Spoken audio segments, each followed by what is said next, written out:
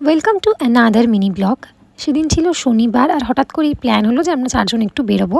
প্ল্যানটা ৩-৪ দিন আগে থেকেই হচ্ছিল, কিন্তু আদেও যাবো কি না সেরকম কিছু শিওর ছিলাম না কেউই। তো যাই হোক, ফাইনালি সবাই টাইম ম্যানেজ করতে পেরেছি। তো সেজন্য দূরে কোথাও যাইনি, একদম কাছাকাছি, মানে বাড়ির একদমই কাছে। তো সবাই মিলে ফার্স্টে কলেজ করে একটুখানি ঘুরছিলাম, সবাই মিলে একটু ছবি তুললাম, ভিডিও করলাম। আর সত্যি বলতে সেদিন আমাদের অনেক দিন পর দেখা হয়েছিল, তো প্রচুর গল্প জমেছিল, তো সেগুলোও করছিলাম।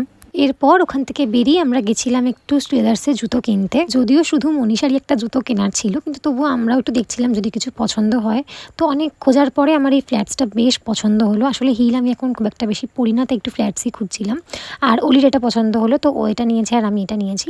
এরপর আমরা ওখানে আরও অনেকক্ষণ ছিলাম, একটু ব্যাগস দেখছিলাম যদি কিছু পছন্দ হয়, কিন্তু সেদিন আর অন্য কিছু নিইনি। এরপর ওখান থেকে কেনাকাটা সেরে আমরা বেরিয়ে পড়লাম। ভাবছিলাম কোথাও খেতে যাব, কিন্তু সেরকম কোথাও খাওয়ার জায়গা আমাদের মনেই পড়ছিল না যে কোথায় যাওয়া যায়।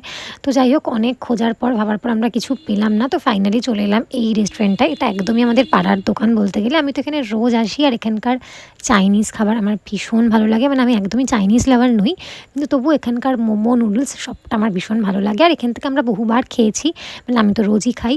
তো যাই হোক, ওখান থেকে আমরা অর্ডার দিয়ে দিলাম 2 প্লেট কম্বো। আর এখানে খাবার আস্তে আস্তে অনেকটা সময় লাগছিলো, তো সেজন্য আমরা এখানে বসেও প্রচুর গল্প করছিলাম। মানে আমাদের তো মনে হচ্ছে আমাদের অনেক অনেক কথা জমে আছে, এখনও শেষই হচ্ছে না আমাদের কথা। আর সত্যি বলতে আগে আমাদের রোজ দেখা হতো, তো সেজন্য ম্যানেজ হয়ে যেত। কিন্তু এখন যেহেতু এত কষ্ট করে মাসে 1-2বার দেখা করতে আমরা পারি, তো সেজন্য অনেক গল্প জমে যায়। এরপর ওখান থেকে বেরিয়ে ওরা একটু এই কানের দোকানটায় এসেছিলো। এই কানের দুলের দোকানটাও কিন্তু আমাদের পাড়ারই দোকান।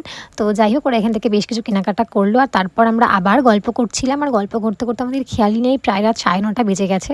তো যাই হোক, আমরা একটু আইসক্রিম খেলাম, আর তারপর সবাই যে যার বাড়ির উদ্দেশ্যে বেরোলাম। So yeah, that's it for the day.